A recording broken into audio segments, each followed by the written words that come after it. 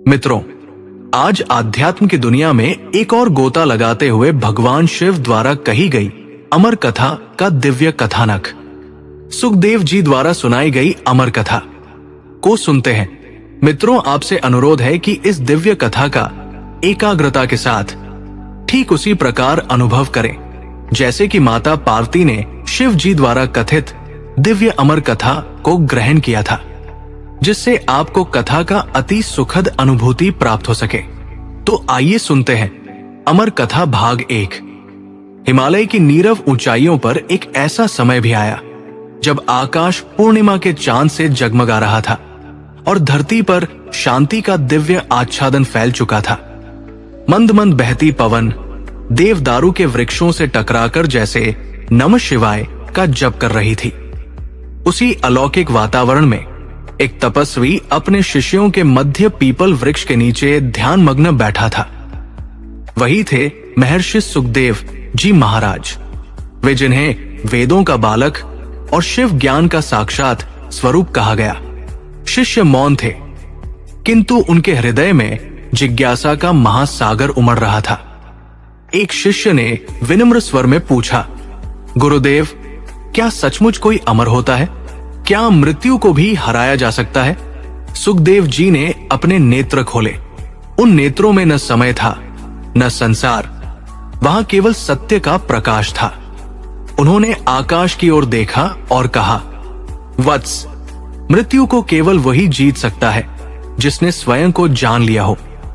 आज मैं तुम्हें अमर कथा सुनाऊंगा, वही कथा जो स्वयं देवाधिदेव महादेव ने माता पार्वती को सुनाई थी और जिसे सुनकर आत्मा अमर हो जाती है।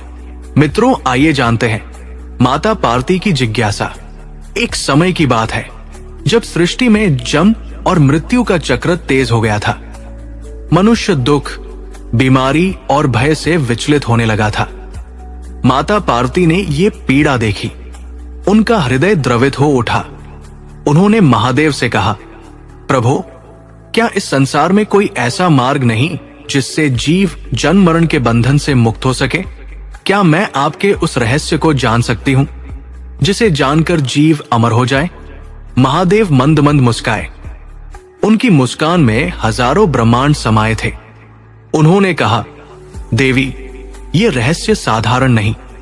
इसे सुनने के लिए संपूर्ण ब्रह्मांड भी योग्य नहीं है, पर यदि तुम्हारी भावना शुद्ध है तो मैं इसे सुनाऊंगा।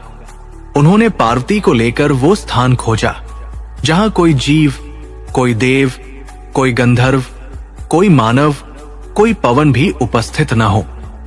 एक एक कर उन्होंने सब कुछ त्यागा। नंदी को छोड़ दिया, वासुकी को त्याग दिया, चंद्रमा को गिरा दिया, भस्म को उतार दिया, आभूषणों का भी त्याग कर दिया। अंततः वे पहुंचे अमरनाथ की पवित्र गुफा में जहां केवल सत्य वास करता है। अमर कथा का उद्घोष। गुफा में अंधकार नहीं था, वहां तो दिव्यता का प्रकाश स्वयं प्रकट हो रहा था। महादेव ने आसन ग्रहण किया, पार्वती उनके चरणों में बैठ गई। तभी शिवजी ने ब्रह्मांड के रहस्य कहने आरंभ किए। आत्मा क्या है? मृत्यु क्या है? पुनर्जन्म क्या है? कर्मों की गति, चक्रों की भाषा, प्राणों की लीला। वे आत्मा के उस परम सत्य की चर्चा कर रहे थे जिसे शब्दों में बांधना संभव नहीं। ऐसा कहा जाता है कि इतनी गंभीर और दिव्य कथा सुनते सुनते माता पार्वती निद्रा में चली गई, पर शिव की कथा रुकी नहीं। उसे सुन रहा था वहां बैठा एक छोटा सा जीव, एक तोता। तोते का अमरत्व और सुखदेव का जन्म। वो साधारण तोता नहीं था, वो पूर्वजन्म का तपस्वी था जिसे उस दिव्य रहस्य को सुनने का सौभाग्य मिला। कथा सुनते सुनते उसकी आत्मा जागृत हो गई, उसकी चेतना अमर हो गई। कई वर्षों बाद वही तोता महर्षि वेदव्यास के पुत्र सुखदेव के रूप में जन्मा। बालक के रूप में भी उसके मुख से वेदों का ज्ञान झरता था। उसने कभी सांसारिक जीवन का मोह नहीं किया, वो आत्मा से ही तपस्वी था। और यही सुखदेव जी आगे चलकर राजा परीक्षित को वही अमर कथा सुनाते हैं, जिससे आगे चलकर भागवत पुराण का जन्म हुआ और मानव को मोक्ष का मार्ग मिला। शिष्यों की ओर देखते हुए सुखदेव जी बोले, वत्सों, अमर वो नहीं जो हजारों वर्ष जीता है, अमर वो है जो स्वयं को पहचान लेता है, जिसे न मृत्यु का भय हो न जीवन का मोह। उनके शब्द वायु में नहीं, आत्माओं में प्रवेश कर रहे थे। आकाश स्थिर था, पेड़ नतमस्तक थे, आत्माएं जाग उठी थी। अमर कथा का सार यही है, त्याग, तप और सत्य। और फिर पुनः मौन छा गया, पर वो मौन हजारों जन्मों का उत्तर बन चुका था। इस दिव्य कथा के अगले भाग में हम सुनेंगे भगवान शिव द्वारा बताई गई पंच महाभूत तत्वों का विश्लेषण। अमर कथा भाग 2, सुखदेव जी द्वारा सुनाई गई अमर ज्ञान श्रृंखला का अगला और भी विस्तृत, भावनात्मक व कलात्मक अध्याय। हिमालय की उस नीरव संध्या के बाद, जहां शिष्य सुखदेव जी के शब्दों में डूबे हुए थे, आकाश में जैसे कोई अदृश्य वीणा बज उठी। वायु स्थिर थी, पर आत्माएं जागृत हो चुकी थी। एक शिष्य जिसकी आंखों में आंसू और आत्मा में प्रश्न जल रहे थे, धीरे से बोला, गुरुदेव, यदि आत्मा अमर है तो फिर मनुष्य क्यों डरता है? क्यों वो बार बार मृत्यु से कांप उठता है? सुखदेव जी मुस्कुराए। वो मुस्कान किसी मनुष्य की नहीं, बल्कि साक्षात ब्रह्म ज्ञान की थी। उन्होंने उत्तर दिया, वत्स, डर मृत्यु से नहीं, डर अज्ञान से होता है, और आज मैं तुम्हें उसी अज्ञान को तोड़ने वाला अमरत्व का दूसरा रहस्य सुनाने जा रहा हूं। शिव का 5 तत्व रहस्य। सुखदेव जी आगे बोले, जब महादेव ने पार्वती को अमर कथा सुनाई थी, तब उन्होंने केवल मृत्यु नहीं, बल्कि जीव के बंधन का सूत्र भी समझाया था। उन्होंने कहा था, हे देवी, मनुष्य 5 महाभूतों से बना है, पृथ्वी, जल, अग्नि, वायु और आकाश। लेकिन वो स्वयं कोई तत्व नहीं, वह तो उन तत्वों का साक्षी है। मृत्यु तत्वों की होती है, आत्मा की नहीं। धरती शरीर ले लेती है, जल रक्त सोख लेता है, अग्नि ताप को मुक्त कर देती है, वायु श्वास लौटा लेती है, और आकाश स्मृति को समा लेता है। लेकिन जो देख रहा है ये सब, वो कभी नहीं मरता।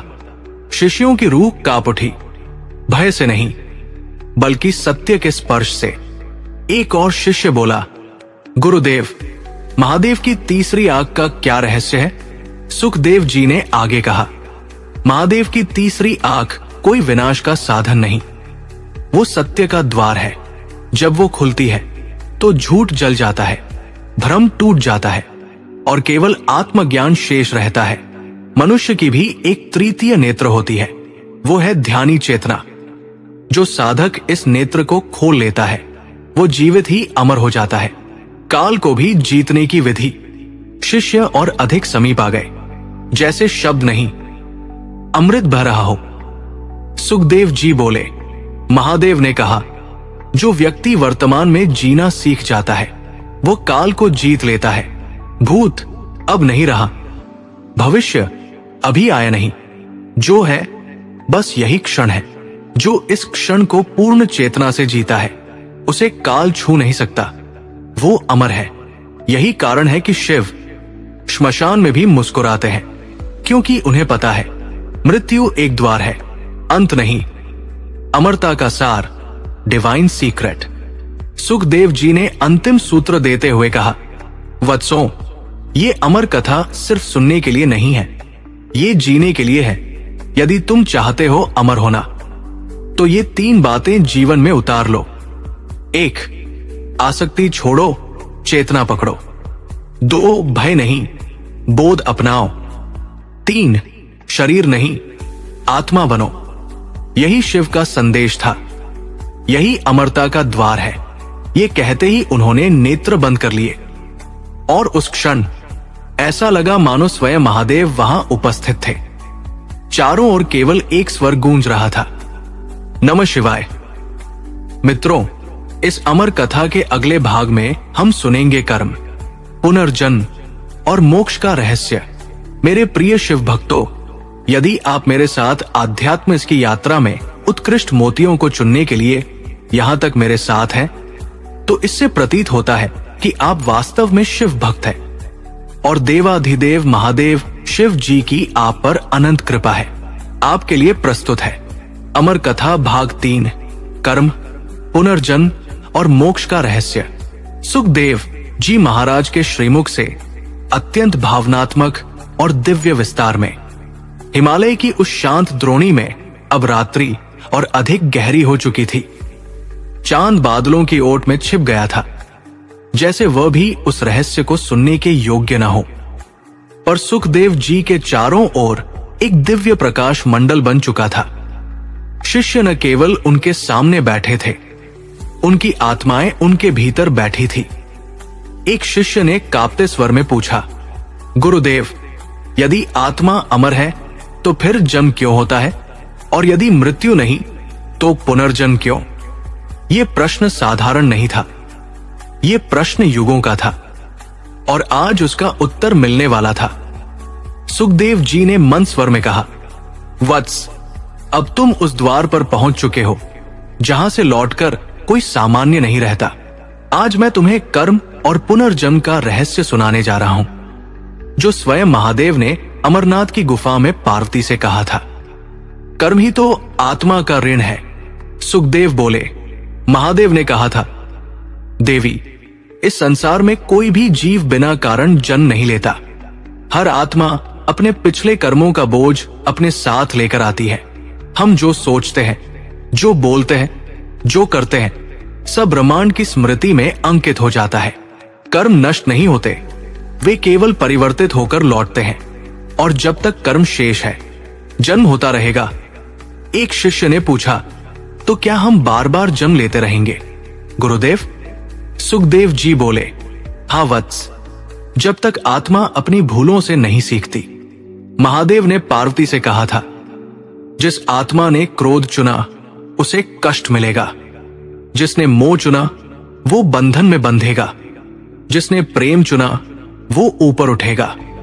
हर जन्म एक परीक्षा है, एक अवसर है, एक सीख है, लेकिन मनुष्य हर जन्म में अपने सच को भूल जाता है। यही माया का खेल है। मोक्ष ही अमरता का द्वार है। शिष्य अब कांप रहे थे, डर से नहीं, सत्य की तीव्रता से।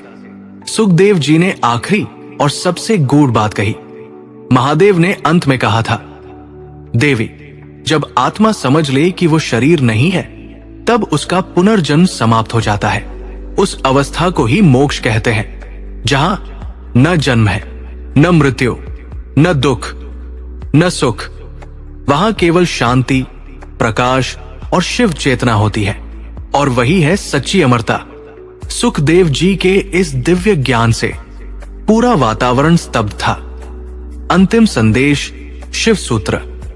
सुखदेव जी ने शिष्यों के मस्तक पर हाथ रखते हुए कहा, वत्सों, अब मैं तुम्हें 3 अंतिम सूत्र दे रहा हूं, इन्हें हृदय में उतार लेना।